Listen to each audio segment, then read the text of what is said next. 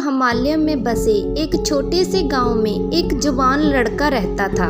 वह लड़का अपने आलस और कामचोरी की वजह से पूरे गांव में प्रसिद्ध था। गांव के सभी लोग उसे आलसी कहकर ही पुकारते थे, क्योंकि वह पूरे दिन एक पेड़ के नीचे पड़ा रहता और सोता रहता और अपने भविष्य के बारे में अच्छे अच्छे सपने देखता रहता। उसकी जिंदगी के ऐसे ही आलस में दिन गुजर रहे थे। लेकिन एक दिन उस गांव में बौद्ध भिक्षु आते हैं। वह बौद्ध भिक्षु अगले 3 दिन तक उसी गांव में ठहरने वाले थे। बौद्ध भिक्षु गांव से भिक्षा मांगते और दिन भर लोगों को उपदेश देते और रात के समय में गांव के बाहर बने बौद्ध मठ में आराम करने के लिए चले जाते। बौद्ध भिक्षु जब भी भिक्षा मांगने के लिए जाते थे और भिक्षा लेकर वापस लौटते थे, तो वो हर बार उस जवान लड़के को उसी पेड़ के नीचे लेटा हुआ पाते थे। बौद्ध भिक्षु 2 दिन तक ये सब दृश्य देखते रहे। वह भिक्षु उसे देखकर समझ गए कि ये लड़का मानसिक आलस का गुलाम है। तीसरे दिन जब बौद्ध भिक्षु भिक्षा लेकर वापस लौट रहे थे, तब वह भिक्षु उस लड़के के पास जाते हैं, जो कि अभी भी उसी पेड़ के नीचे लेटा हुआ था और आराम कर रहा था। उस भिक्षु ने लड़के से कहा, अरे बेटे, मेरे पास तुम्हारे लिए एक काम है। मैं चाहता हूँ कि तुम उस पहाड़ी की चोटी पर जाओ और वहाँ से मेरे लिए एक पंख लेकर आओ। उस जवान लड़के ने लेटे लेटे ही अपना सर पहाड़ी की तरफ घुमाया और उसने पहाड़ की सबसे ऊंची चोटी की ओर देखा और उसके बाद उसने बौद्ध भिक्षु की तरफ देखा और उसकी मजाक उड़ाते हुए कहा, क्या यह संभव है? मैं वह पहाड़ी की चोटी तक नहीं जा सकता। मैं बहुत ही आलसी हूँ। बौद्ध भिक्षु ने उस लड़के की ओर मुस्कुराते हुए कहा, अरे बेटा, मुझे जिस पंख की तलाश है वह इसी पहाड़ी की चोटी पर नहीं मिलेगा। वह तो इस पहाड़ी की दूसरी तरफ एक गुफा के अंदर मिलेगा, जिसके लिए इस पहाड़ी की चोटी तक चढ़कर और दूसरी तरफ उतरना होगा। याद रखो, वह कोई साधारण पंख नहीं है। ऐसा पंख तुमने अपनी जिंदगी में ना ही कभी देखा होगा और ना ही कभी देखोगे। वो एक बहुत ही दुर्लभ और सुंदर पंख है जो अपनी रोशनी बखेरता है। बौद्ध भिक्षु की इन बातों से उस लड़के के अंदर पंख को देखने की बहुत ही इच्छा जाग उठी। उसने आज से पहले ऐसे किसी पंख के बारे में कभी भी सुना नहीं था। वह इस रोमांचक सफर के बारे में सोचकर अंदर से उत्साहित हो रहा था। इसीलिए उसने भिक्षु की चुनौती को स्वीकार करने का निश्चय किया और वो आलसी लड़का उस पहाड़ी की तरफ चल पड़ा। लेकिन चढ़ाई बहुत लंबी और कठिन थी। जल्दी ही लड़के का शरीर थकने लगा और सांस भी फूलने लगी। शरीर से काफी पसीना बहने लगा, लेकिन फिर भी उस आलसी लड़के ने चलना जारी रखा। वह जैसे जैसे पहाड़ के ऊपर चढ़ता गया, उसे प्रसन्नता और उत्साहत की अनुभूति होने लगी, जिसे उसने आज से पहले कभी भी महसूस नहीं किया था। जब वो कड़ी मेहनत और लंबे प्रयास के बाद पहाड़ी की चोटी पर पहुंचा, तो वो लड़का पूरी तरह से थक चुका था। लेकिन वो लड़का बहुत खुश था।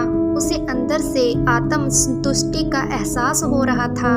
उसके चेहरे पर जोताओं जैसी मुस्कान थी, जैसे उसने कोई युद्ध जीत लिया हो।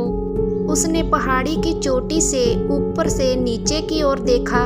उसके सामने बहुत ही मनमोहक दृश्य था। उसने अपने अंदर एक अलग ही तरह की भावना को महसूस किया, जो उसने आज से पहले कभी भी महसूस नहीं की थी। लेकिन उसकी असली चुनौती आगे थी। लड़के को पहाड़ के दूसरी ओर उतरना था और वो गुफा को ढूंढना था, जिस गुफा में पंख के मिलने की बात कही गई थी। नीचे उतरना और भी ज्यादा मुश्किल और खतरनाक था, क्योंकि पहाड़ की ढलान ज्यादा थी। चढ़ाई करते समय वो लड़का कई बार लड़खड़ाया और गिरा भी था, तो वह डर भी उसके अंदर था। लेकिन भिक्षु को पंख लाकर देने की वजह से वह लड़का लगातार आगे बढ़ता रहा। काफी मशक्कत और कड़ी मेहनत के बाद वह अंत में गुफा तक पहुंचा। तब उसने देखा कि पंख वहीं पड़ा हुआ था। जो गुफा की प्रवेश द्वार से आ रही रोशनी से चमक रहा था। उसने पंख उठाया और उसकी सुंदरता को देखकर आश्चर्यचकित रह गया। बहुत देर तक वह लड़का उस पंख की ओर ही देखता रहा, लेकिन फिर अचानक उसे याद आया कि अभी तो उसे वापस भी जाना है। उसने खुद की तरफ देखा। वह पूरी तरह से थक चुका था। वह चिंतित हो गया कि वह पहाड़ पर कैसे चढ़ेगा और वो उस भिक्षु तक पंख कैसे पहुंचाएगा। एक पल के लिए उसने हार मानने के बारे में सोचा, लेकिन फिर उसे वह एहसास की भावना याद आ गई जो उसने पहाड़ी पर चढ़ते हुए महसूस की थी। उसने महसूस किया कि उसके अंदर इस सफर को दोबारा पूरा करने की ताकत और दृढ़ संकल्प है। लड़का दोबारा पहाड़ी पर चढ़ने लगा। उसकी मांसपेशियों में दर्द हो रहा था। उस लड़के के पैर कांप रहे थे। फेफड़े सांस न आने के कारण फटे जा रहे थे। वह कई बार लड़खड़ाकर गिर भी पड़ा, लेकिन उस लड़के ने हार नहीं मानी। वह खुद को आगे बढ़ाने के लिए लगातार प्रेरित करता जा रहा था। बहुत प्रयास और कड़ी मेहनत के बाद वह लड़का बौद्ध भिक्षु के पास पहुंचा और बौद्ध भिक्षु के हाथों पर वह पंख रखा और उसकी खुशी का कोई ठिकाना ना रहा। उसे महसूस हुआ कि आज उसने अपने आलस पर काबू पा लिया है और एक महान लक्ष्य को पाया है। उसके चेहरे पर इतनी खुशी और संतुष्टि का भाव देखकर बौद्ध भिक्षु मुस्कुराए और बोले, बहुत बढ़िया मेरे बच्चे, आज तूने अपने जीवन का बहुत ही महत्वपूर्ण सबक सीखा है। आलस कोई ऐसी चीज नहीं है जिसे स्वीकार किया जाए और या सहन किया जाए। आलस एक चुनौती है जिसे दूर करना होगा। यह एक बाधा है जिसे पार करना होगा और आलस को खत्म करने के लिए तुम्हें अपना पहला कदम उठाना ही होगा। अपने लक्ष्य की ओर चलना ही होगा और तब तक चलते रहना होगा जब तक तुम अपनी मंजिल को हासिल नहीं कर लेते। लड़के ने भिक्षु की शब्दों की गहराई और उस महत्व को समझते हुए हाँ में अपना सिर हिला दिया। आज उसे एहसास हुआ कि वो हमेशा से ही बड़ी और महान चीजों को करने में सक्षम था, लेकिन उसके आलस ने उसे रोक कर रखा हुआ था। अब वो जानता था कि उसके पास अपने रास्ते में आने वाली किसी भी बाधा को दूर करने के लिए ताकत और दृढ़ संकल्प है। इसके बाद उस भिक्षु ने उस लड़के को आशीर्वाद दिया और फिर वो उस गांव से चले गए। इस कहानी से हमें सीखने को यह मिलता है कि जब हमें लगता है कि हम जीत नहीं पाएंगे, हम ये काम कर नहीं पाएंगे, फिर भी हम खुद को आगे बढ़ाते हैं उस काम को करने के लिए, तब हम अपने अंदर एक ऐसे दृढ़ संकल्प की खोज करते हैं जिसके बारे में हम पहले कभी नहीं जानते थे। अपने आलस पर काबू पाने के लिए हमें अपने आप को चुनौती देनी चाहिए और बड़े महत्वाकांक्षी लक्ष्य बनाने चाहिए।